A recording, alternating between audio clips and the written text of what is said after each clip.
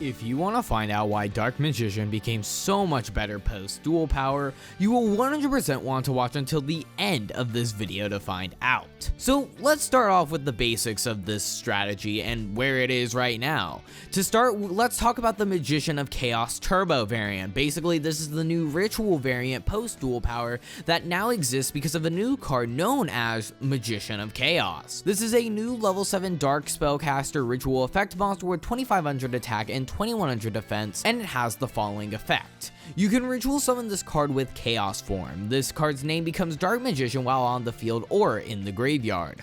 Once per turn when a spell/trap card or effect is activated, quick effect, you can target one card on the field, destroy it. If this ritual summon card is destroyed by battle or card effect, you can special summon one Chaos or Blackluster Soldier ritual monster from your hand, except Magician of Chaos, ignoring its summoning conditions. So let's start by talking about how it's always treated as a Dark Magician. It's just basically an easy to summon Dark Magician monster, and that's really important because obviously with the regular control variant of Dark Magicians, it's going to take a little bit to get Dark Magician on the field. There are trap cards that enable you to put Dark Magician on the field easier, but this is probably the most efficient route to turboing out Dark Magician onto your field.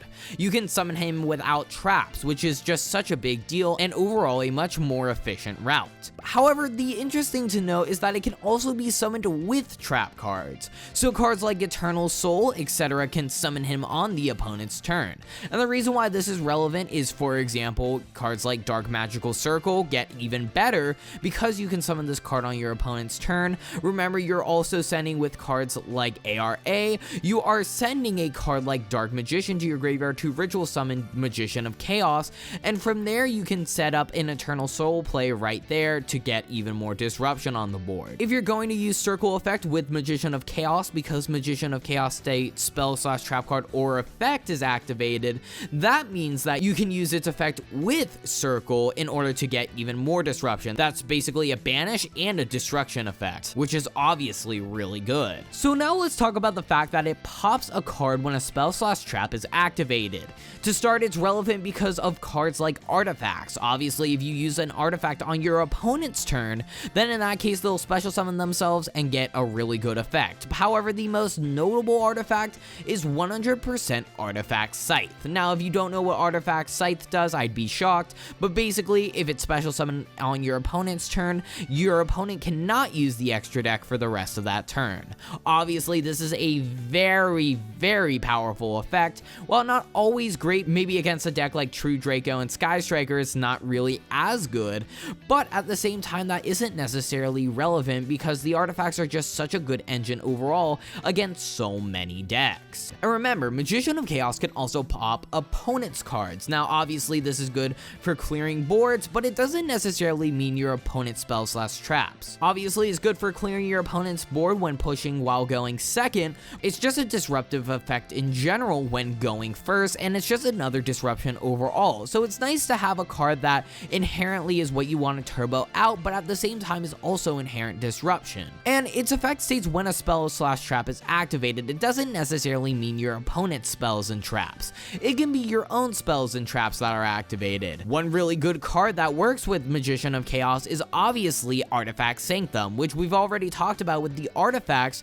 is really good in this deck. And so playing Artifact Sanctum is basically just another spell/trap you can activate on your opponent's turn and get even more value. I think one big notable thing about Magician of Chaos is it's a proactive effect, and the reason why this is relevant is because obviously it will help clear boards, but at the same time it's different than the control variant because the control variant isn't nearly as proactive on turn 1. In the control variant, you'll probably just be sending a bunch of spells and traps, maybe normal summoning Magician's Robe, and from there you get a search, set more cards, whatever, right?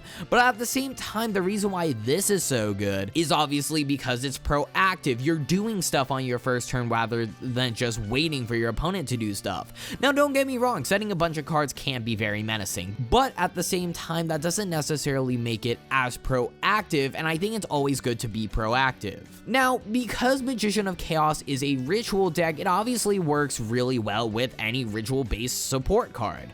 Obviously, we have the Incantations, which are probably the greatest addition to ritual decks in the longest time. We have Preparation of Right, which can search Magician Magician of Chaos, we have Advanced Ritual Art, which is actually probably the best card that Magician of Chaos can utilize, which again is ARA. Basically, Advanced Ritual Art, send a normal monster, special summon a ritual monster. And so you send Dark Magician to summon Magician of Chaos. So this is basically setting up your grave for something like Eternal Soul, which obviously we all know what Eternal Soul does. That card is really superb. So yeah, Advanced Ritual Art is such an amazing card for this strategy, and it's easily searchable by the incantations, making it that much better. And another interesting thing to note is that you can play Blue Eyes Chaos Max for OTKs in the deck, which is obviously really good. I mean, Blue Eyes Chaos Max isn't necessarily the best deck in the world, but you can throw one Chaos Max into the deck and search it with something like the incantations, and from there you just get more value from there, and it's honestly pretty good. And obviously, as I've already described, there are the artifacts, like for example popping cards on the field, Sanctum, just so much free advantage to be had from Magician of Chaos in unison with the artifacts. So now that we've discussed the ritual deck, let's talk about the control variant and why actually the control variant may be better. Why is the control variant better than the ritual variant? Well, I'm glad you asked. Before we get into that, however, a word from our sponsor for today's video. If you guys want very high quality playmats with a variety of designs, including this awesome Dragon Ball playmat, I mean, oh my god, look at it. Make sure you guys go to ImperiumDuelist.com and use promo code BladeYGO10 at checkout for 10% off your order. With that, let's get back to the video. So why would you run the control variant if I've already described the ritual variant and it seems actually pretty appealing? Well, why would the control variant be better than the ritual variant? Well, the main reason is because of trap cards, and the main reason why is because trap cards overall give the deck more disruption. So traps inherently just give you more disruption, because if you were playing the ritual variant, you're focusing on turboing out one disruption, and it's very consistent at doing so.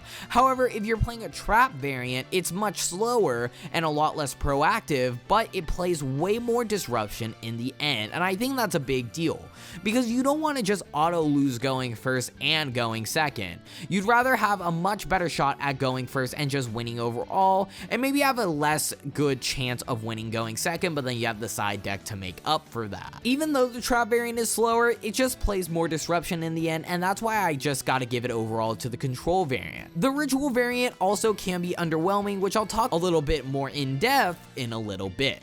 But first, I want to also talk about the new card Bond between teacher and student. So basically what this card does is if you control Dark Magician, special Dark Magician Girl from your deck, and then you get to set any one of these 4 spells and traps that if you control Dark Magician / Dark Magician Girl or both, you set one of 4 spells / traps, but really the only relevant one that you're going to be setting is Dark Burning Magic, because you're at the same time of controlling Dark Magician, you're also controlling Dark Magician Girl because you're already special summoning it from deck.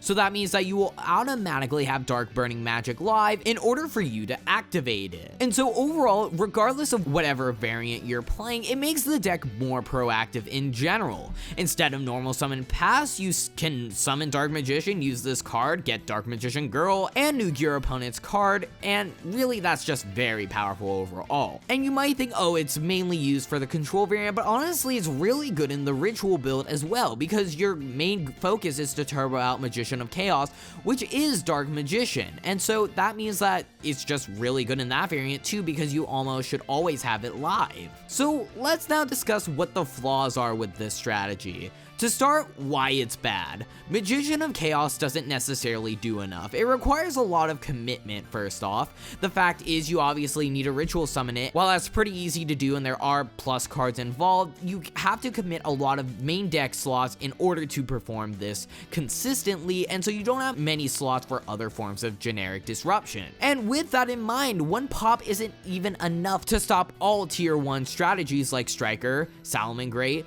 Thunder Dragon Danger, etc. In fact, against a deck like Thunder Dragon Danger, you're just gonna auto lose because they can easily play through one pop super easily. It can also be forced out pretty easily. There are cards like Widow Anchor, Pankratops, etc., which can force out the negate automatically, or just force out the card to be removed from the field. So that's really the main issue with a ritual build. If you're trying to build a ritual variant of the deck, it may just not do enough overall, and because you're trying to focus around turboing out Magician Potion of Chaos, if your boss monster doesn't do enough, then obviously that's an issue. And there are some issues with the control variant as well, and the real one is just mainly any stun dot deck counters and issues. So for example, not being very proactive. There are other proactive control decks like Striker and Salamangreat, which are just way better than any of these stun dot decks, and it's definitely less proactive than the Ritual variant as well. There's Red Reboot, there's Evenly Match, there's even more cards that I haven't described. So there are just a lot of ways to counter this deck just because it's very slow.